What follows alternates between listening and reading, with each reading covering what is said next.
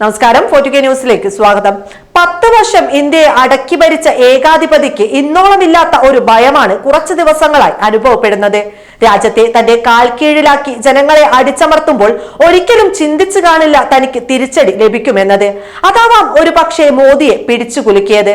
രാജ്യത്ത് തൊഴിലില്ലായ്മയും വിലക്കയറ്റവും വർദ്ധിച്ച് ആളുകൾ ബുദ്ധിമുട്ടുമ്പോൾ ക്ഷേത്രങ്ങൾ പണിത് വികസനം വിളമ്പാനാണ് മോദി ശ്രമിച്ചുകൊണ്ടിരിക്കുന്നത്.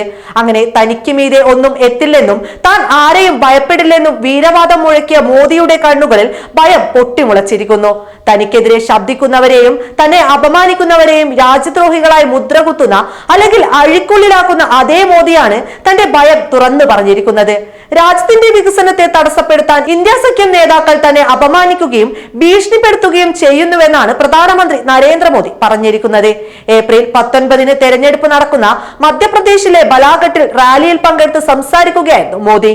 കോൺഗ്രസ് ഇന്ത്യ സഖ്യം രൂപീകരിച്ചു. തന്നെ തടയാൻ ഒരുമിച്ച് നിൽക്കുമെന്ന് അവകാശപ്പെടുന്ന അവർ പരസ്പരം പോരടിക്കുന്നുവെന്ന് കോൺഗ്രസിനെതിരെ നരേന്ദ്രമോദി ആഞ്ഞടിച്ചു. എന്നാൽ വാസ്തവത്തിൽ അവർ മോദിയെ തടയാൻ ആഗ്രഹിക്കുന്നില്ല, രാജ്യത്തിന്റെ വികസനം തടയാനാണ് ആഗ്രഹിക്കുന്നത്.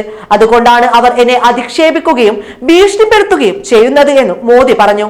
നോക്കുക, എത്ര ആധികാരികമായാണ് മോദി പ്രസംഗിച്ചതെന്ന്.